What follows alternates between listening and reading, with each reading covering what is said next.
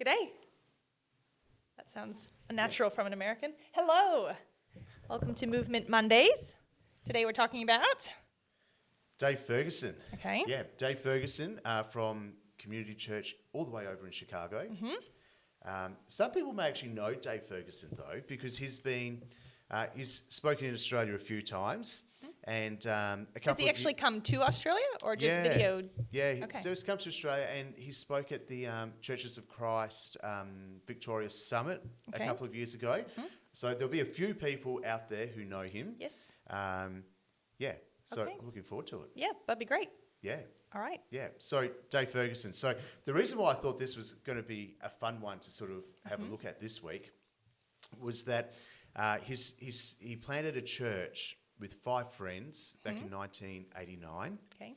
And today there's thousands and thousands of people in his church. Yes. But I love the progression of how his church, I guess, grew. Sure. And everything. And I feel like it's pretty fitting to what we're wanting to do as well here. Mm-hmm. So I'll tell you a bit of the story, and then we'll ask questions along the way. So we started with 5 friends back in 1989. At their peak, I think they had over 11 locations. Oof. Okay, so they're in Chicago, so obviously a huge sort of city. Yes. But 11 different locations.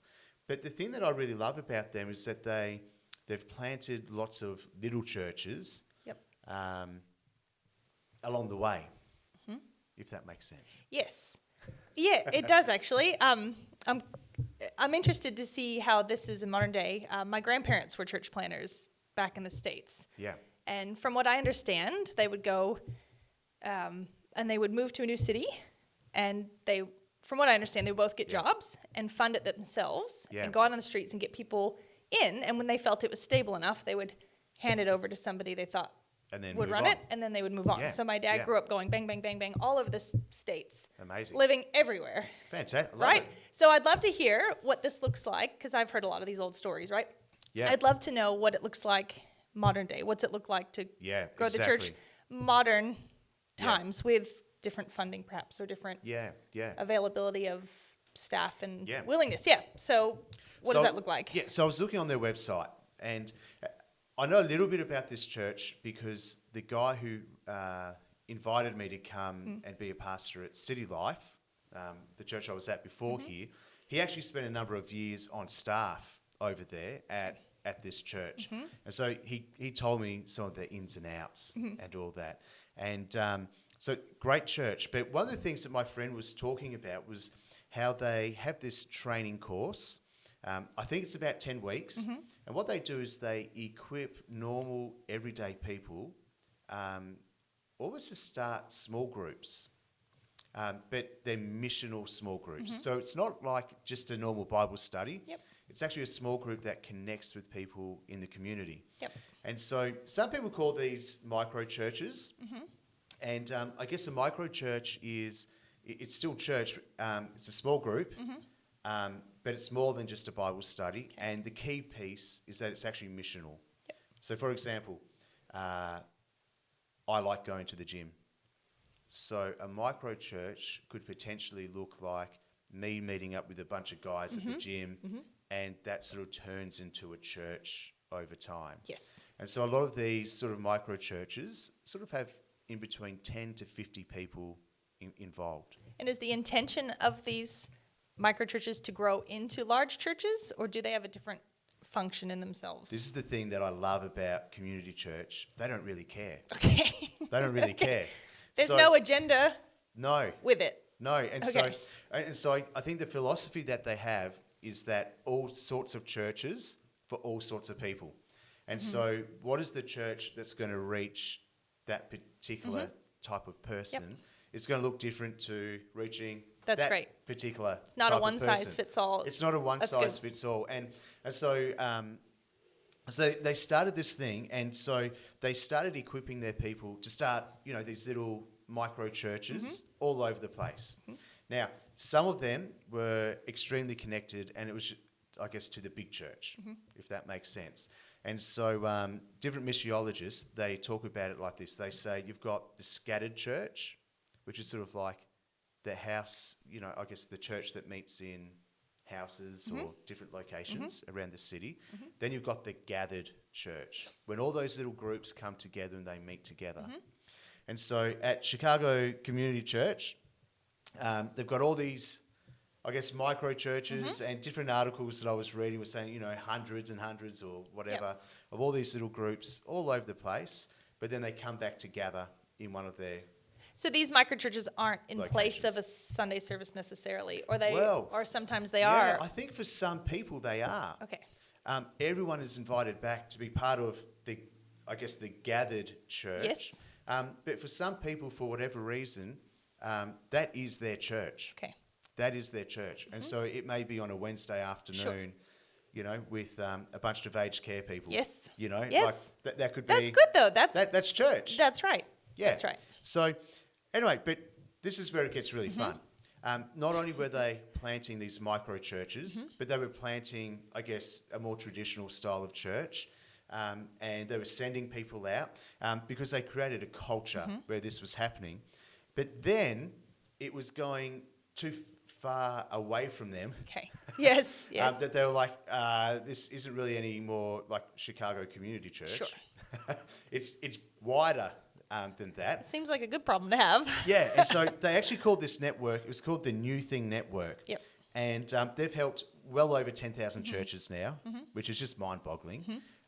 They have helped establish over 2,000 networks of churches. So if you think of community church, that's a network of churches because they've got, you know, 7 or 11 or whatever, and all these little micro churches, all different types of expressions. They've helped establish 2,000 of them. Gee.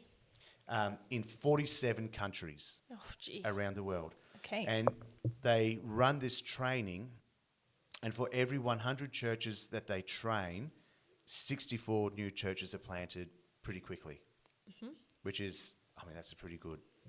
And 64%. That's pretty good. Yes. And how do they do that? How are they finding the equipped staff and things like that to expand so quickly? Oh, see, we're beginning to get...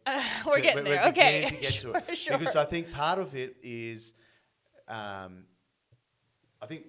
like, I don't know, just relationships and connecting with people who have an interest in that and see that these people are doing this stuff and they want to get involved. But I actually think the thing that is really generating the growth is that they're expecting every disciple to be a disciple maker. Okay.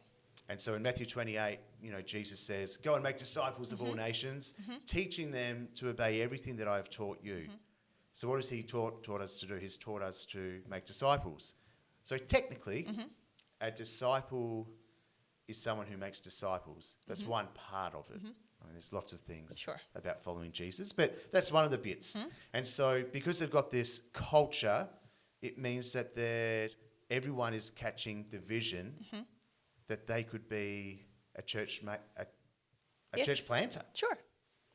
And that is very different to how we, I guess, typically sort of see church planting. Yes. Where there's a special person who has a special call. Maybe like, was it saying your grandfather and grandmother? Yeah. Who was church planting. Yes. So I think most of us would look at that and go, I can't do that. Yes. And I think there's probably something about, you know, the leader of the church has certain, in the Western society, would have certain qualifications, a certain theology degree, a certain... you know, run through a university, something like that. So when I hear, wow, they just planted 64 churches, I think, wow, where are they finding all these people? But it's probably a different mindset needs to go into that and go, well, who's willing and able in a different way than just a piece of paper for your degree sort of thing, right? Exactly. And if we look at how the early church started off, like none of them had any, like they didn't have, you know, Bible seminary. They didn't have, you know, the church planting course to go to. Yes, that's right. I mean, they didn't even have all the resources. They didn't have any of this. That's right. But what they did have, they had, I guess, the Holy Spirit was, you know, making them come alive, and they were passionate, and so they spread wherever they went. So I love this. Now, New Thing Network is another thing that Dave Ferguson did. But the third thing is Exponential Conference. So I just came back from that a week or so ago. And but they hold this exponential conference all over the world. It's in Europe, the US, here in Australia. Was he there? Yes, With- Dave Ferguson when you was were- there. Yes, Cool. yeah. All right. So he's great. Love it. Yeah. And anyway, in the US, this is a really interesting sort of thing. When they started Exponential Conference, about 4% of churches were reproducing or planting churches. And so their goal was to get to 10% of churches in the US planting churches because of the, you know that, I can't remember what it's called, that little phase, like early adopters, then everyone takes on, and then once you sort of get a percentage of the population, the rest sort of begin to follow, and it sort of becomes the norm. Yes. And so they've been trying to get to 10%, and at the moment they're now up to 7%. Okay. Which, I mean, that's almost doubled the That's amount huge. of churches that are now planting churches. Yes. And is this a certain denomination, or is this 100 different, Is- over 100 different Okay. denominations have got involved. amazing? Yep. Yeah. So Amazing. it really is amazing. Yep. So, so I just love the progression of how this church started off. So they started off with, you just got Dave and a bunch of friends. I think his brother Yes. was involved. Yes, I did No. see that. That was pretty cool. And so, it starts with just a few people, but then they start equipping people. This is what I want to get to in a moment. They start equipping people to plant churches wherever they go, all different shapes and sizes. It doesn't matter, but the philosophy stays the same. And it doesn't mean necessarily a church building. You're just saying it could be Yeah. meeting somewhere. It could be. It's not an official Exactly. registered body. Yeah, It's so- just a And some of like them these are. micro churches Yeah. you're talking about. Yeah, so Yes. a micro church would be, I mean, they Yes. could meet anywhere. Yes. They could meet anywhere. But then they also have, I guess, established big buildings and all that as Sure. well. And so I love how they don't limit what God is doing Yes. by saying this is what church has to Yes. look like. They're very open. And so community church start doing this, but then it begins to get away from them. Not only does it spread across Chicago, across the States, it goes all over the world. And so I just love that, like that progression from Yes. 5 friends meeting together, and then all of a sudden now, what was it? It's Late just 80s, everywhere, like yes. 30, 40 years later, Yep. they're in thousands and thousands and thousands of churches all over the world, Yep. which I think is amazing. Yep. So, Dave Ferguson has written a couple of books, and I think they're really, really helpful. And I think this is where it makes a lot of sense for where we are right now. Okay. And so the first book I think this was the first book that he wrote, was called Bless. BLESS. It's an acronym. And it's how they do evangelism.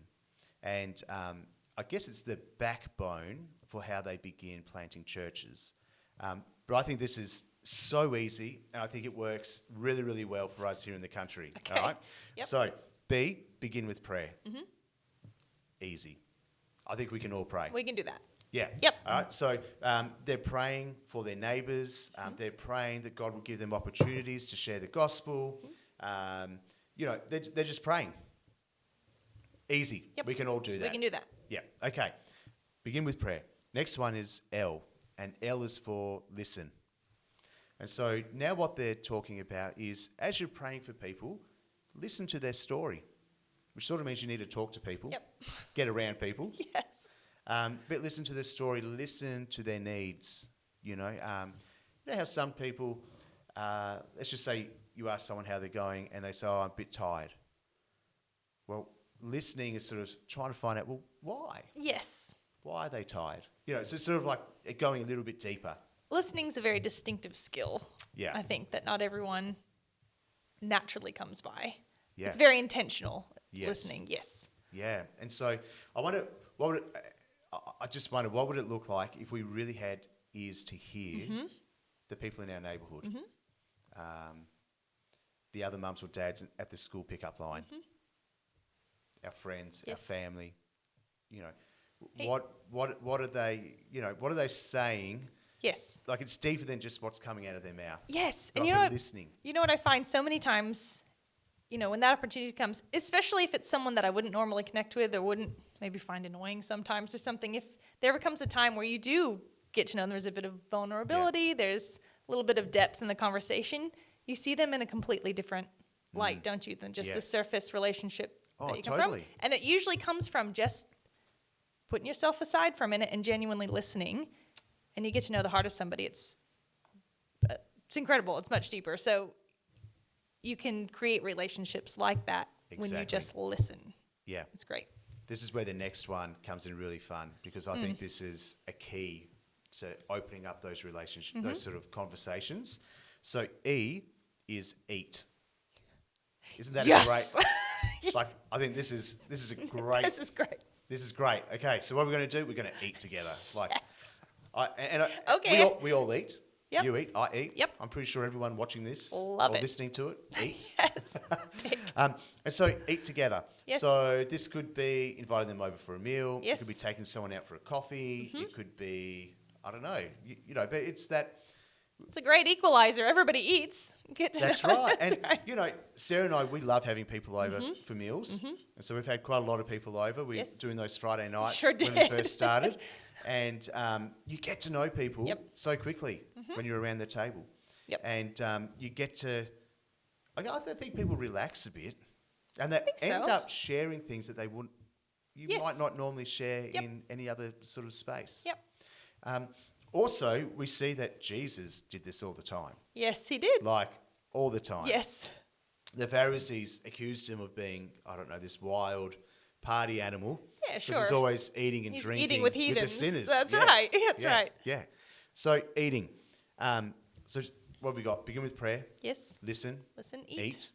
Then this next one I love, serve. Serve. We saw how Jesus served. Yes. He loved people, included people, healed them. His serving wasn't an official capacity. It was day to day, wasn't it? It was. That's right. Yeah. See it there, do it. Yeah. You know, just see a need. Just be a good neighbour. Yeah. He's not shouting it from the mountains, or he's not on a roster. He's just. No. He sees it and serves. Yeah. Actually, it's funny. While I was at Exponential Conference, I saw another guy that I know, and he started an organisation called Red Frogs. And they've done amazing work. I've heard of that. They've done amazing work up on the Gold Coast. Actually, all over the world now, but up on the Gold Coast, they go to schoolies. And so they equip young people. I've heard of this. Yeah, young adults to go to schoolies where everyone's running amok, they're all drunk. Yep. It's pretty bad. Yes, yes. And anyway, they send these Christian young adults up there to go and serve. And I got invited to go to one of these things, I think it was down in Rye when I was at City Life. And it was sort of like a pastor's, sort of almost like a mission trip. Okay. Come and see what we're doing type of thing. Up to schoolies. You know, yeah. So I went down this one night, and what they do is this is literally what they do. They walk around with a bag of red frogs, hence the name Red Frogs. And they offer it to all these people who are out partying, and they just make sure they're doing okay. Yes. They'll do all this fun stuff, like they've got a text message sort of number, I guess, and if you text pancakes, they'll come around to your dorm or wherever you're staying, your hotel room, and they'll just cook you pancakes. Amazing. Because what they're trying to do is help these kids who don't have food and who are drinking way too much alcohol. You know, so they do that. And it means someone's there, isn't it? It means someone's there, and you know they Keep an train eye out. them in, you know, sort of that initial first aid thing until the proper guys get there to help. They do all that sort of thing. They walk people home, or they have like a transport service, and you know, they're doing this all over the place. And Andy, the guy who started this, sometimes they call him Boss Frog. Okay, Boss Frog. Boss Frog. That's fair. And you know, he was telling me, he goes, you know, when we're talking about, I guess, evangelism and all that, he goes, if you want to win something, you need to serve it. I sort of just thought about that. Like, if you want to win your city, if you want to win your husband or your wife over, you want to win your kids over, you want to win your neighbour over, he's like, serve. Like, love them. And you'll win them over. Yes. And so I think that's the... You know, well, and you'll understand them a lot better too, won't you? You get to know them, and you get in there in the nitty gritty and see what they're dealing with. Yeah, they're going to respond to that a lot more than someone who just tells them what to do. I think sometimes we boil down evangelism to declaring the gospel, and I love that. I love doing that. But if you're only declaring it and you're not demonstrating it, then I think it falls on deaf ears a lot of the time. We talked about the salvos last week. That's right. And they're they're known for that, isn't it? Aren't Exactly. Serve. Yeah. They serve while Yeah. they're declaring, don't they? Yeah. And so if you think about, like, if you put yourself in the place of a not yet believer and you're going through a tough time, and then these Christians come and just generously serve you, and they love you, and they help you, and they bring healing and hope and all these things to you. And they notice. They just notice you. Yeah. They notice that you need these things. Yeah. When maybe the rest of the world is ignoring you, Yes. you feel like you're overlooked and all walking that. past and all of a no sudden, time for you. Yep. And so all of a sudden someone is taking an interest in you and caring about you. And this is, and I think what it does, it makes people think, why are you doing this? Yes. So when I was down at that Red Frogs thing, Yes. I'm walking around just handing out Red Frogs. And these people would come up to me and they'd say, hey, are you getting paid to do this? And I'm like, no. And they're like, oh, why are you doing this? And so all the Red Froggers are trained to share their testimony at that point. Brilliant. Why are you doing this? Well, you know, Jesus set me free from depression. Yep. Or, you know, Jesus, you know, has breathed life into me, forgave me for my sin. I, you know, whatever their story is. Therefore, I just want to pay it forward. And so I'm here this weekend because I want to serve people and let them know that God loves them. They see so many people come to know the Lord. I bet. Yeah. It's interesting, they've got the E in there as well. Eat red frogs. I mean, it's just a frog, but it's opening up these conversations. It's not just a red frog. Yeah. It's a connection. Yeah. Yep. Yeah. Okay. Okay. So BLES, serve. We got another S. Serve, and then the next S is share. Okay. Now you get to share with your words the gospel. And so when you look at this, I guess the way that they're sort of pitching this is that normal everyday people, they're saying, invite people over. You know, or if you can't invite them into your home, take them out for a coffee. Like, it doesn't have to be expensive. But what if you just met with people and just listen to their story? And then as you hear their story, begin to serve them.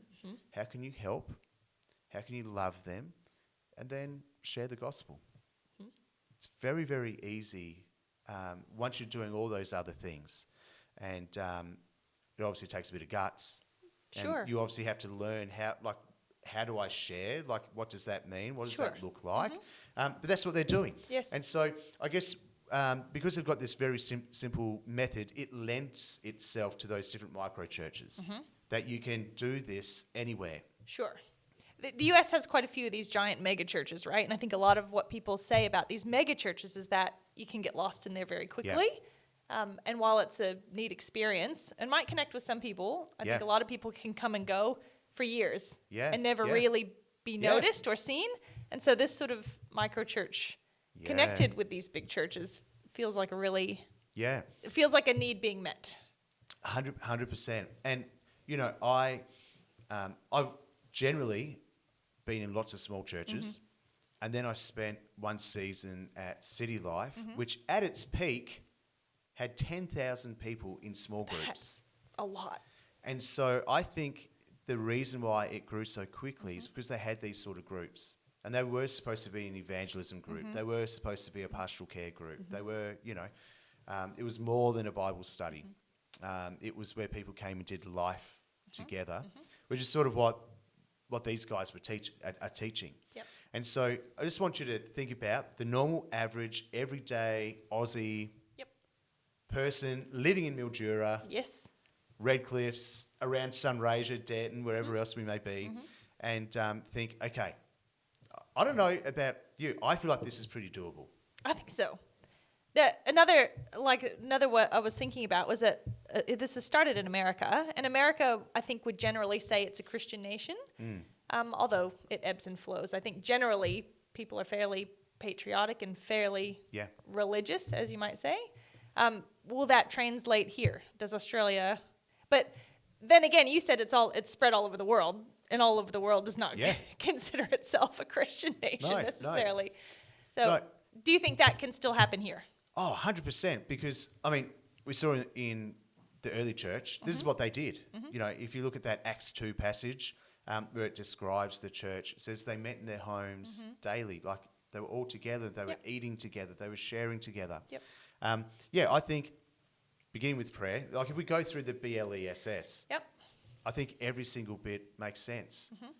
Does it work in Australia if we're beginning with prayer? Does it work in Australia if we're listening to people, eating with them, Yes. serving them, then sharing the gospel?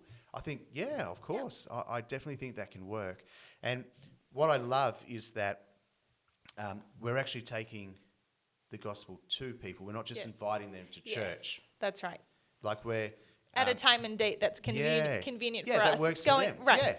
Yeah. And, the Apostle Paul, he said, when we came to you, not only did we share the gospel, but we shared our whole lives with you. And I think that's a real key part in evangelism, is that we get to share our life with other people. They can see the difference God is making in us. And if we're just doing the street evangelism thing, they're probably not going to see our life. Well, no, there's no vulnerability in that, is there? It's just somebody preaching from the street. But if we invite people into our home, or even if we take them out for a cup of coffee, that's right. Whatever it might be. That's right. I think, it opens us up, but then they get to see us, they get to see what God is doing in our life. We get to have great conversations. Yes. So I guess this is what formed Community Church in Chicago, and it resulted in all these little micro churches all over the place, and small groups all over the place, church plants, and it just kept growing and growing because people were leading their friends to the Lord, and then they were leading more and more, and it just sort of multiplied. Yes. Hi everyone, I'm going to interrupt this podcast just for a moment. Laura and I started talking about another topic here, another book that Dave Ferguson wrote called Hero Maker, but partway through the camera switched off and we didn't realise. So we're going to cut it off here, but we just want to say thanks for listening to us. Feel free to like and subscribe this video, share it with some friends, and we pray that you've got something useful out of this about how we can share the gospel in simple ways and multiply churches everywhere. See you next time.